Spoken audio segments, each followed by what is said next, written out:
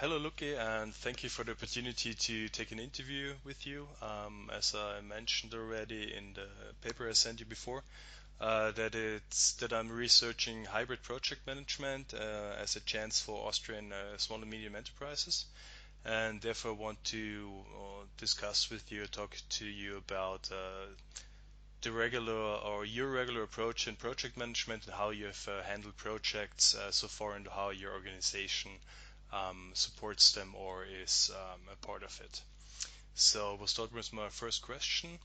What kind of project management approach does your company follow? Okay, yeah, hello. Thank you very much for the opportunity also to talk to you about this interesting topic. Um, I used to work in a construction business, as you may have known, as you already know for sure. The company I worked for had about 70 to 80 employees all over Europe. So yeah, you consider it a small, medium enterprise from Austria. The approach we generally took was a very traditional one, I would say.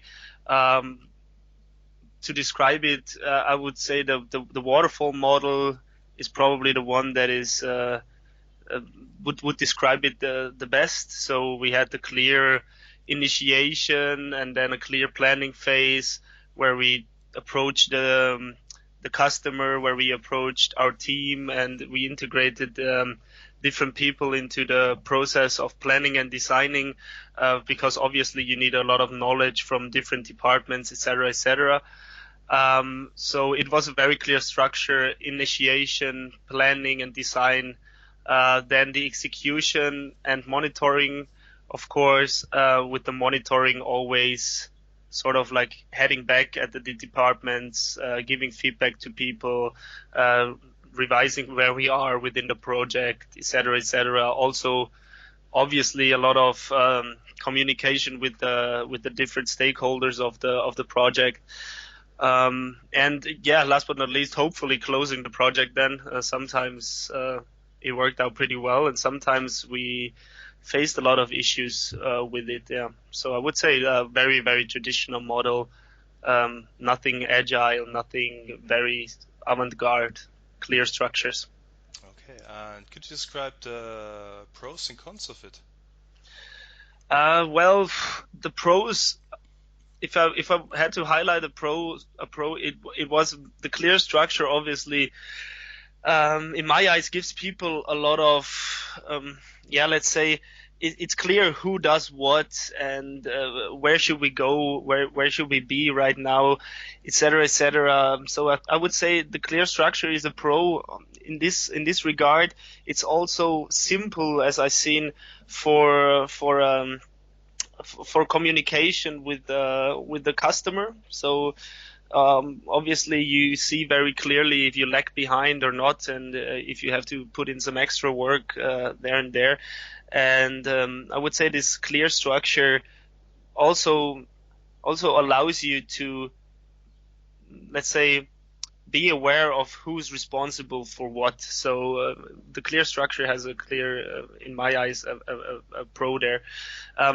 One of the biggest disadvantages for me is that the classical approach just doesn't allow any changes and modifications. So I mean, it's a clear structure, like you have your milestone list or Gantt diagram, whatever, you know it all, and that's what you got to stick to, and that's the plan. But I think a project nowadays, especially, probably you write down a plan, and the next week already you can throw it in the bin because it's not actual anymore, and you have so many more different people you got to talk to, etc. So I think this is one of the biggest cons in my eyes. Very interesting. And as you mentioned, HL project management before, is your company planning any changes in project management department? um, I try to implement more agile approaches. I even suggested applying Scrum, which is very hard which would have been possible in small projects, but not in big projects, obviously. Um, but because we also did a lot of planning, so not just construction building Obviously, you can't make Scrum in building, but I tried to implement more agile approaches. But yeah, it didn't resonate with the people. Let's say it this way. Okay. And how would you describe your organization's culture? Um, I would say the culture is a very I would call it pretty traditional. Boss is pretty old. Everybody in the department is well established in the company since a long time, most of the time. So I would say a pretty traditional culture, nothing too avant-garde as well. So I think that's also why I kind of like yeah, struck bedrock there and couldn't get it done basically, or couldn't implement it. Okay, so it had an effect on the project management department structure as well. I would say so, 100%. I would say 100%. The organizational culture was probably the main reason. I would even say that we couldn't implement more agile approaches. Actually, the interesting thing is the CEO of the company was really into it, and he's a really innovative guy. But it didn't fail that he's not interested in it. It failed because the people that you need to communicate with and you need to work together with were just not into these like new style approaches, I would say. Yeah. And does your organization have a tall or a flat hierarchy? Uh, Flat, sorry, a tall hierarchy, as I said, like very traditional and Okay. tall hierarchy. And in the project department, was it the same or? In the project department, it was a little flatter, I would say. It was still not a total flat organization, but in the department, people work together on a yeah, I would say eye level. Obviously, you have like your project manager and your workers for the project, etc. But it was surely flatter, yeah. And does your company encourage collaboration between departments? Yeah, it definitely does because especially within construction, you need a collaboration between departments. You can't set up a project without planners. You can't set up a project without the legal department. You probably with bigger projects even include CEO, CFOs, etc. So yeah, basically I would say more or less like all of the departments except for maybe HR work together, like all of the construction workers, which you could see as the more like executing workers. Everybody was included into projects and project management, and also it was communicated pretty openly, I would say. Yeah. And how does this look like? I mean, how did you share information and knowledge between those departments? It was a big problem for me, I have to say, because as I'm a young person, I don't know, I would have really enjoyed a more like, let's say, digitalized approach, with different like, I don't know, we didn't even have a Microsoft SharePoint, for example, and like that's in my eyes, it's a pretty basic thing nowadays. But as I said, like, because everybody was really established and the company was already existing for a long time, it was pretty traditional with email and phone calls and send me this, send me that, blah blah blah. So it was, yeah, I would say kind of chaotic actually in some sense. Okay, thank you. And does your company provide a project management office? Distinguished office? No, sadly not. Sadly not. No distinguished office. As I said, I'm not like working there anymore, so maybe they have established one. I don't think so. There was never the intention to do so. The project management office was, or like if you call it an office, was basically just sitting alongside other people doing their work. So no established office, nothing. No. And did you have some sort of lessons learned sessions after a project? We did that, yeah. We kind of like that's actually a thing I implemented. So we kind of like got together and sort of I would say try to reflect on the project, try to reflect on what could have been better, what went wrong, what we're gonna change for the next time we make a project of this size or of a comparable project.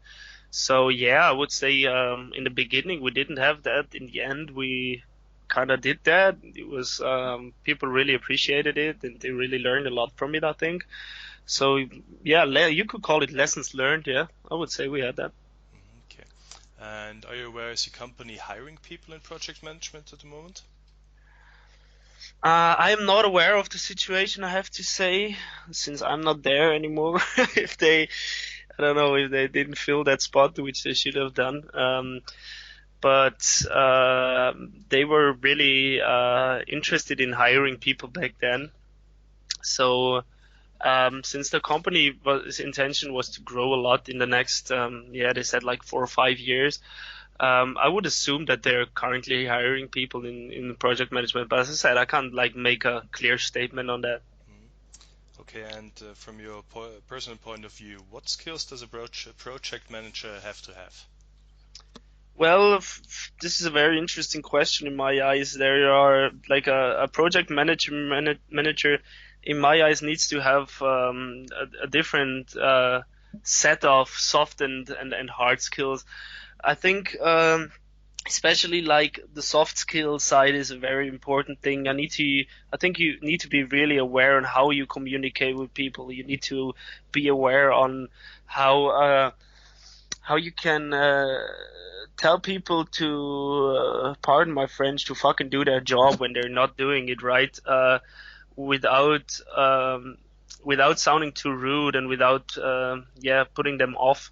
So you need to be really aware on how to talk to people, how to get what you need to get of those, how to keep the team motivated, how to not be seen as the guy who always just comes in complaining about things and on the other hand, you're like in between of management and the people executing on the most part. I mean, I was also executing the projects, which is in my eyes a very important thing also because I think a lot of project managers just like get in there and like tell people what to do all the time. But if you really get engaged and like say, hey, if you need help or whatever, like just let me know. I'll try to contribute. People react totally different. So as I said before, like being in this situation between management and the people executing, you need to be aware of your position about that you're like the hub of communication in between either management or the customer and the workers. So I think yeah, project manager really needs a lot of soft skills, and on the other hand, he needs to be pretty structured. Like, of course, you need to gather all the informations, you need to look over the budget, and I think one of the main things I've learned in project management is people always talk about budget, but I think if you watch time, you also watch budget because time is budget in the end.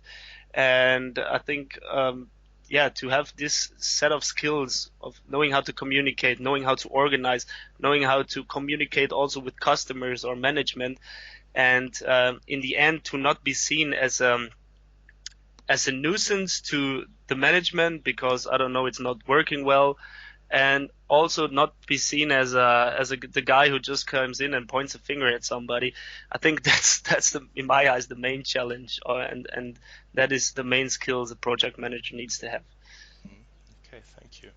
Um, this brings me to the end of the prepared questions, and I would like to ask you, is there anything else you would like to mention or to add according to the project management?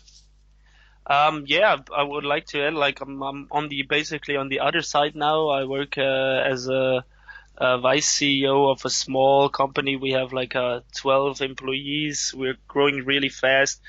We do a lot of projects, so I can see the customer side now, and I can see different approaches on yeah on the from different industries even I would say. And for me, it's really interesting to see how people from different industries and different companies approach this interesting topic. I've worked together with a small what do you call them? Probably like marketing agency. Um, they had a Scrum approach, and I was like the Scrum master there, like the project manager, whatever you want to call it. And it was really interesting. I was really involved into the project, and to see this, how people that actually know how it works approach it was a very interesting thing in my eyes. So yeah, I think especially like agile approaches, as I said, as you could already hear, like everything has its pro and cons, and I think those mixed methods, mixed approaches could be really beneficial to basically every size of company, I think. So I think it's a really interesting topic to look into the future and how it's going to develop, because in my eyes, the waterfall model, I don't know, it's just outdated, if you ask me. But yeah, that's just my take on it. Okay, then we have reached the end of the interview, and I would like to thank you again for your participation and for your clear insights to the topic. And at the end, I want to wish you well a good day and thanks again. Thank you too, Florian. All the best with your master thesis, and yeah, we see each other.